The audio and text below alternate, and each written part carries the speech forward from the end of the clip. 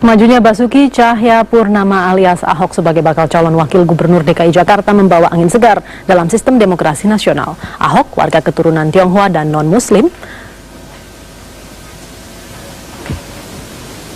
ikut dalam pertarungan politik menuju DKI 1. Kalah dan menang bukan soal, namun inilah terobosan ketika seorang minoritas punya keinginan mengubah wajah Jakarta.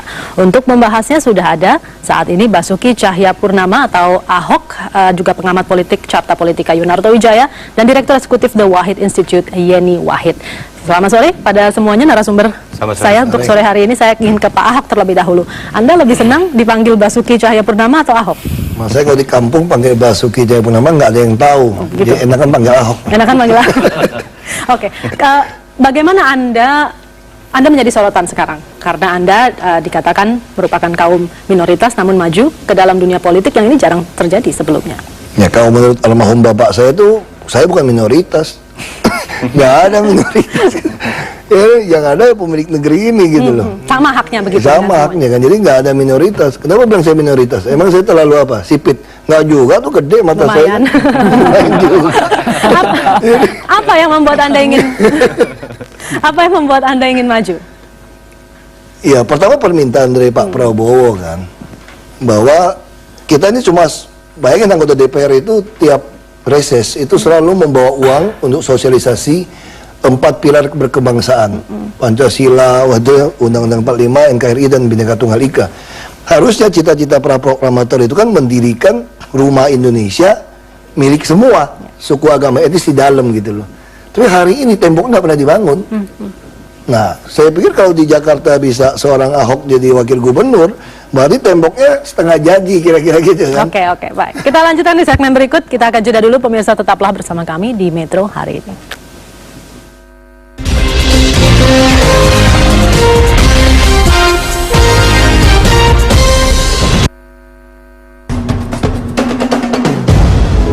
Perjalanan tim ekspedisi Pertamina Fastron Europe Asia 2011 merupakan perjalanan menjelajahi 16 negara di 2 benua. Malaysia adalah negara pertama yang disinggahi tim ekspedisi. Kemudian perjalanan dilanjutkan ke Thailand, Laos, dan China. Tantangan wilayah pegunungan bersalju dan suhu yang sangat dingin di Kyrgyzstan, Uzbekistan, Turkmenistan, Iran, dan Turki dapat dilalui dengan mempergunakan pelumas Fastron. Yang paling ekstrim di malamnya sampai lebih dari -20 itu cukup satu kali nyalakan mesin langsung nyala, berfungsi normal. Di Sofia, Bulgaria, tim mengganti pelumas untuk terakhir kalinya. Perjalanan dilanjutkan menuju Serbia, Hungaria, Austria, dan Italia. Akhirnya tim ekspedisi tiba di Roma, Italia pada tanggal 20 Desember 2011.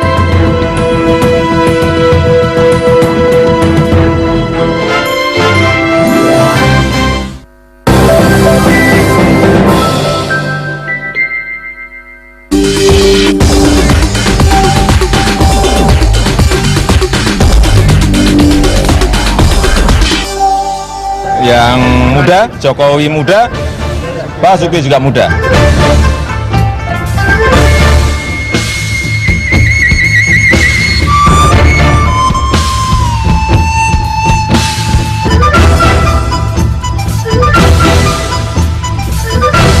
Karena dari calon-calon yang dia yang paling muda.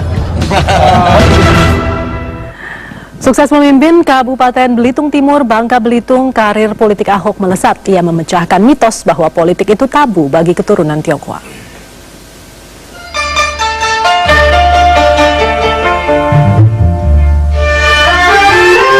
Orang miskin jangan lawan orang kaya.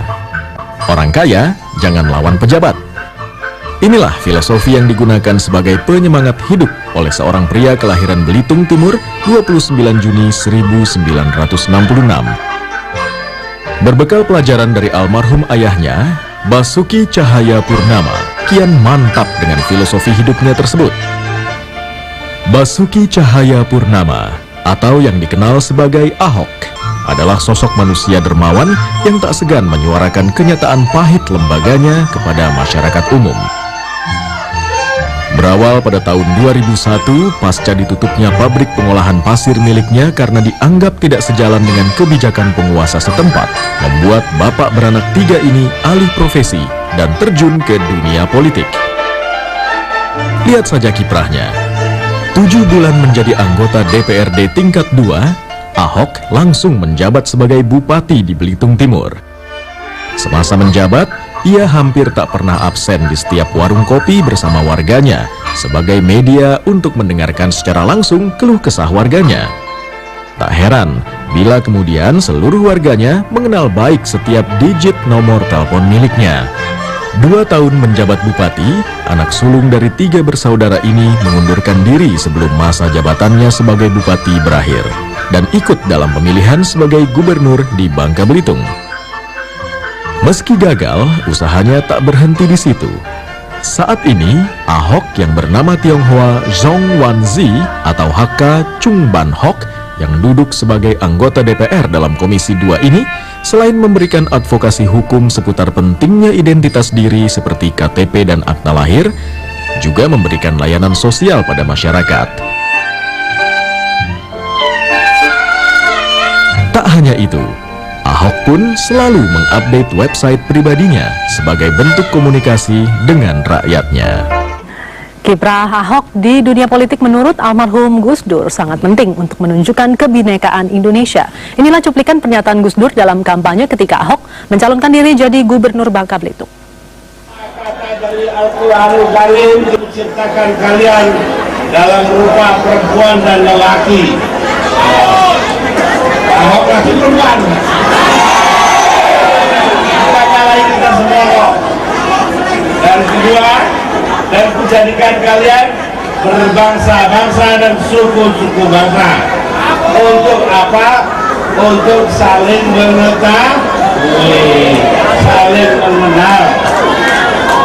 Kalau sudah kenal, kita menjadi sayang dan cinta. Betul? Tadi saya dengerin apa katanya, kenapa milih Ahok? Karena cinta. Kita semua akan memilih Ahok karena cinta. Sekarang udah sepakat belum pilih Ahok? Ya, kembali kami lanjutkan perbincangan ini. Sebelum kita jeda untuk kumandang azan maghrib, saya ingin ke Mbak Yeni terlebih dahulu untuk minta tanggapan Anda. Anda melihat, ya, kalau bisa disebut fenomena mungkin, ini fenomena yang bagaimana? Ini menurut saya adalah sebuah terobosan politik yang dikatakan tadi sebagai pengantar ya, yang sangat baik ya, dan menegaskan lagi konstitusi kita yang memang tidak memberikan batasan kepada siapapun untuk berkiprah dalam dunia publik. Kan setelah dihapuskannya pasal 6 ayat 1 Undang-Undang Dasar 45 mengenai syarat orang ya untuk menjadi pemimpin negara kita, dulu kan dikatakan harus orang Indonesia asli. Sekarang kan tidak ada lagi pasalnya itu. Artinya secara konstitusi semua orang apapun latar belakangnya berhak untuk berkiprah di negara kita. Kalau masyarakatnya sendiri, menurut Anda? Memang secara sosio-kultural ini adalah eksperimen, dan menurut saya eksperimen yang sangat baik. Kita belum bisa meraba. Saya sendiri tidak tahu apakah eksperimen di Jakarta akan berhasil dengan baik atau tidak. Tetapi di Bangka Belitung ternyata berhasil baik. Bangka Belitung itu kan banyak sekali warganya yang rata-rata 90% hampir Muslim. 3% Muslim. Oke.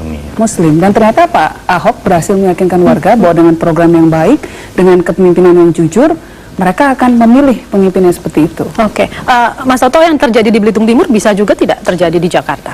Ya, sebetulnya logikanya bahkan pada skala yang lebih ekstrim ya. Jakarta ini kan seharusnya dalam konteks eksperimen politik lebih rasional, lebih terbuka, dan lebih memungkinkan apapun terjadi.